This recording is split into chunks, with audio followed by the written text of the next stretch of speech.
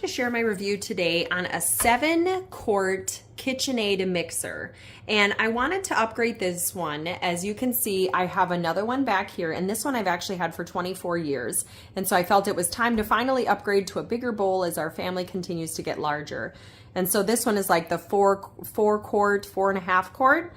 So you can kind of see the size difference, and that was one of my biggest reasons for doing this video, is I wanted to be able to share a little bit of the size difference and different features that made me want to go with this larger mixer. And so a few things to keep in mind. This does not go up, like the head does not come up like my other one does. So that's one thing to keep in mind that is different about the larger one. They both still have the thing here on the front where you can take it off and you can put those extra attachments on. Like I have the meat grinder, the slicer, grater, you know, a juicer, some of those different features. Then with this one, you have a handle here at which to lift up the bowl. Whereas this one, again, it just kind of stays.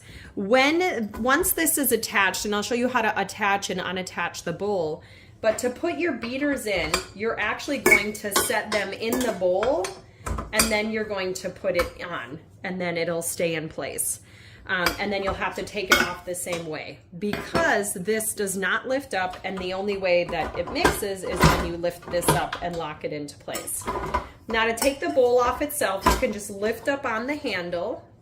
On here you have these different holes on the side, and then on the back here you have a little bubble, which needs to go into this little, you have to actually push it into this.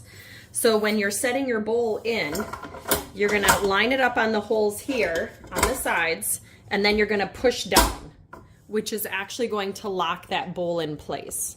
And I also like the fact that it has the handle here, so you can just pick up on it and it pops out of place pretty easily. So that part I feel is pretty easy. And then as far as your different beaters, so this one is a scrape the bowl beater, at least that came with my model. It does vary by models. And then here's your whisk.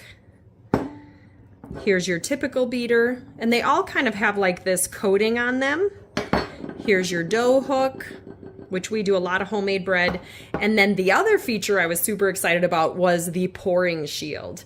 So once you have your blade in, so we'll just put our blade in, then you put this on and push it into place around the bowl and make sure that it's like pushed down onto the ledge. And then you can actually pour your ingredients in through that pouring shield. And it's also going to help so that food, as you're mixing it, flour, whatever, is also not spilling out aside of your mixer. So I also really like that feature as well. And then I did go with the milkshake color. So it's just a little bit more of an off-white compared to my white one that I have back here. And then I have not pulled off my blue tape yet, but this one also has a half speed and it goes all the way up to 10 speeds. Whereas on my other one here, you know, I just had the half, like the double speeds. So, but those are a few of the features why I decided to go with a little bit larger KitchenAid, and I went with this model. And like I said, it's a little bit different than my old one, but I'm super excited about the larger capacity and the fact that I can order more bowls so that I can do different sized cooking and different things like that. So hope you enjoyed the review.